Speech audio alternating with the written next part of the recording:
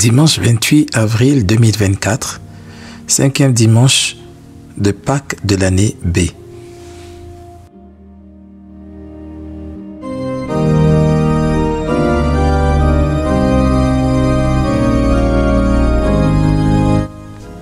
À l'époque de Jésus, Israël était un peuple qui vivait essentiellement de l'élevage et de l'agriculture.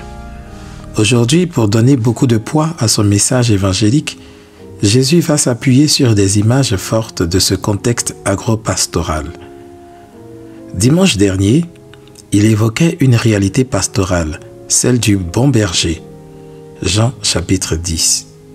Aujourd'hui, il s'appuie sur une image agricole, la vigne. Jean chapitre 15. Si Jésus a voulu s'identifier à la vigne, ce n'est pas par hasard. Nous pouvons y voir trois raisons. D'abord, la vigne est une plante très bien connue et très appréciée de ses contemporains et de nous aussi. Elle produit le vin qui réjouit le cœur de l'homme. Jésus vient donc rappeler que sa mission ultime est de donner aux hommes la joie du salut, l'ivresse du bonheur éternel en Dieu. Pour son premier miracle à Cana, Jésus change l'eau en vin et garde le bon vin jusqu'à la fin. Autrement dit, Jésus est venu nous donner la joie sans fin. Ensuite, dans l'Ancien Testament, Israël, le peuple élu, est identifié à la vigne du Seigneur. Psaume 79, Osée chapitre 10, verset 1. En s'identifiant à la vigne de Dieu, Jésus déclare qu'il est non seulement le Messie, l'élu de Dieu, mais encore qu'il incarne en sa personne le peuple de la Nouvelle Alliance, l'Église. Enfin, la relation du disciple à son maître, Jésus, doit être semblable à celle du sarment à la vigne. Et c'est sur ce dernier point que nous porterons notre méditation. En nous inspirant de l'Évangile, nous pouvons cueillir deux grappes spirituelles, deux enseignements. Le premier, être branché sur Jésus. Le second, être de vrais sarments. Être branché sur Jésus. Dès son baptême, le disciple est uni au Christ. Il est membre de son corps, qui est l'Église. À l'instar du sarment, une partie du tout, qui est la vigne. C'est de Jésus qu'il reçoit la vie et la croissance. Sans Jésus, le disciple ne peut pas subsister. En dehors de moi, vous ne pouvez rien faire, a dit Jésus. Comme tout arbre qui maintient la vie de ses branches grâce à la sève, c'est par l'Esprit Saint que Jésus maintient en ses disciples la vie. L'Église était en paix, se construisait, avançait et se multipliait avec l'assistance du Saint-Esprit, entendrons-nous dans la première lecture. Si l'on n'accueille pas l'Esprit Saint, l'Esprit de Jésus, dans son cœur, alors on ne peut pas maintenir une vie de chrétien. On pourra certainement faire beaucoup de choses en tant qu'être humain, mais on ne pourra rien accomplir qui fasse écho de façon authentique à son baptême. Ainsi, puisque Jésus nous donne la vie par son esprit, pour pouvoir toujours en bénéficier, nous devons rester branchés sur lui, la vigne. Cela revient à faire ce qui plaît au Père, à l'exemple de Jésus, qui fait toujours ce qui plaît au Père, et qui pour cela est uni à lui. Et ce qui plaît au Père, c'est que nous soyons fidèles à ses commandements, que nous ayons foi en Jésus et que nous aimions en acte et en vérité. Soyons donc branchés non pas seulement sur les choses de notre temps qui nous accaparent, mais davantage sur Jésus. Deuxième enseignement, être de vrais sarments. En précisant qu'il est la vraie vigne, Jésus affirme l'unicité et l'authenticité de sa mission et de ses attributs, ainsi qu'il l'a fait auparavant. Je suis le vrai pain, ou encore, je suis le vrai berger. Quant à nous, nous sommes devenus les sarments du Christ au moment de notre baptême. Nos vies ont été rattachées à lui, non pas seulement pour être nourris de sa sève, avoir sa force et sa protection, recevoir sa parole, mais encore pour donner des fruits. Le baptême, c'est bien beau, c'est festif, c'est joyeux, mais ça reste très exigeant. Tout sarment qui est en moi, mais qui ne porte pas de fruits, mon Père l'enlève, dit Jésus. C'est une parole très dure à entendre, mais tout aussi dur que l'attitude de rejet, parfois violente, que nous pourrions avoir vis-à-vis de Dieu dès le lendemain de notre baptême. Imaginez que la personne que vous venez d'épouser vienne vous dire le soir de votre mariage « Je ne veux rien avoir à faire avec toi » ou vous le montre par son attitude. Seriez-vous dur si vous vous en sépariez? Dieu attend donc que nous qui avons fait alliance avec lui dans le baptême, nous vivions en vrais baptisés. Autrement dit, que nous soyons de vrais sarments. L'exigence pour tout baptisé, c'est de penser à l'Église et à sa mission d'évangélisation.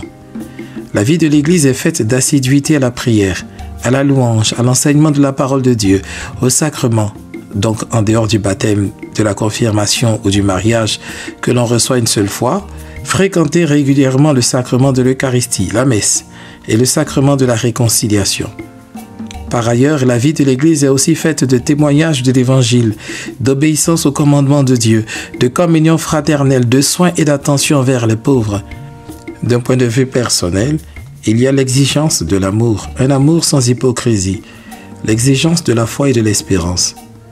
Quand on signe un contrat avec un club de foot, il y a des exigences, ponctualité et régularité aux entraînements, respect du coach, etc. On ne peut pas faire fi de tout cela et attendre son salaire à la fin de la semaine ou du mois. Le salaire que Dieu nous promet ici, c'est son attention, sa sollicitude. Dieu s'identifie au vigneron qui prend quotidiennement soin de sa vigne. Avec ce même amour, Dieu émonde, purifie et renouvelle ceux qui accueillent son amour. Et il est lui aussi disposé à accueillir leurs demandes et à les exaucer.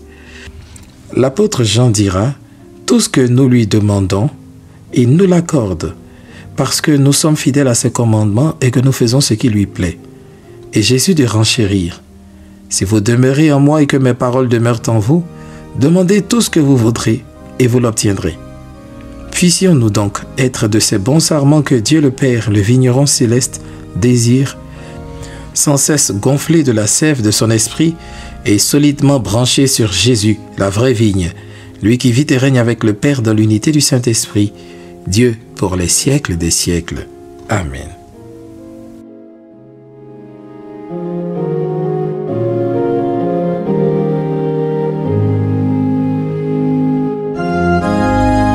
Lecture du livre des Actes des Apôtres, chapitre 9, versets 26 à 31.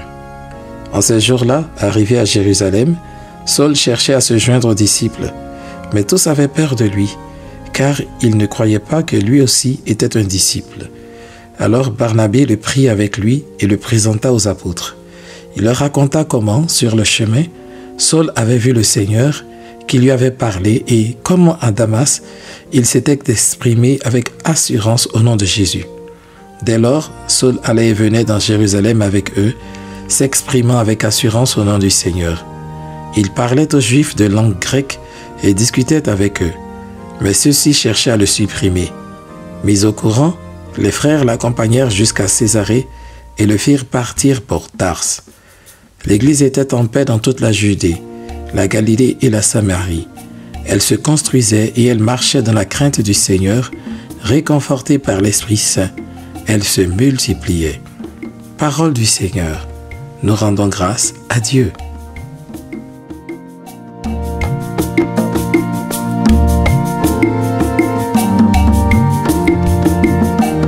Psaume 21. Tu seras ma louange, Seigneur, dans la grande assemblée. Devant ceux qui te craignent, je tiendrai mes promesses.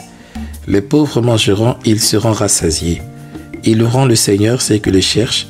À vous, toujours la vie et la joie. Tu seras ma louange, Seigneur, dans la grande assemblée. La terre entière se souviendra et reviendra vers le Seigneur. Chaque famille de nations se prosternera devant lui. Oui, au Seigneur la royauté, le pouvoir sur les nations. Tu seras ma louange, Seigneur, dans la grande assemblée. Et moi je vis pour lui, ma descendance le servira. On annoncera le Seigneur aux générations à venir. On proclamera sa justice au peuple qui va naître. Voilà son œuvre. Tu seras ma louange, Seigneur, dans la grande assemblée.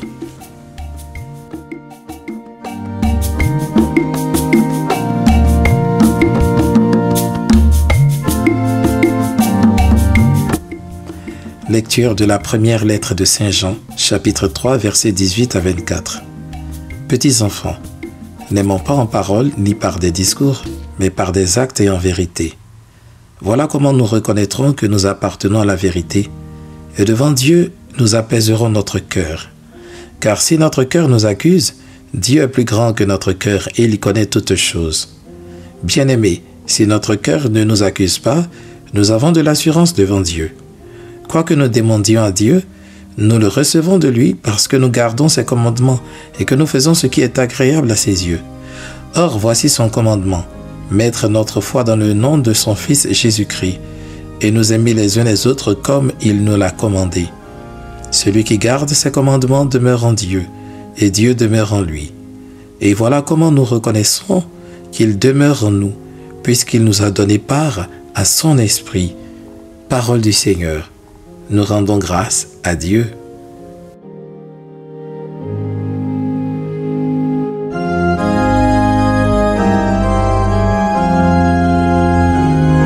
Évangile de Jésus-Christ selon Saint Jean, chapitre 15, versets 1 à 8. En ce temps-là, Jésus disait à ses disciples, « Moi, je suis la vraie vigne, et mon Père est le vigneron. Tout sarment qui est en moi, mais qui ne porte pas de fruit, mon Père l'enlève. Tout sarment qui porte du fruit, il le purifie en le taillant, pour qu'il en porte davantage. Mais vous, déjà vous voici purifiés grâce à la parole que je vous ai dite. Demeurez en moi, comme moi en vous. De même que le sarment ne peut pas porter de fruit par lui-même, s'il ne demeure pas sur la vigne, de même vous non plus, si vous ne demeurez pas en moi. Moi, je suis la vraie vigne, et vous les sarments. Celui qui demeure en moi et en qui je demeure, celui-là porte beaucoup de fruits. Car en dehors de moi, vous ne pouvez rien faire. Si quelqu'un ne demeure pas en moi, il est, comme le sarment, jeté dehors et il se dessèche. Les sarments secs, on les ramasse, on les jette au feu et ils brûlent. Si vous demeurez en moi et que mes paroles demeurent en vous, demandez tout ce que vous voulez et cela se réalisera pour vous. Ce qui fait la gloire de mon Père, c'est que vous portiez beaucoup de fruits et que vous soyez pour moi des disciples. Acclamons la parole de Dieu. Louange à toi, Seigneur Jésus.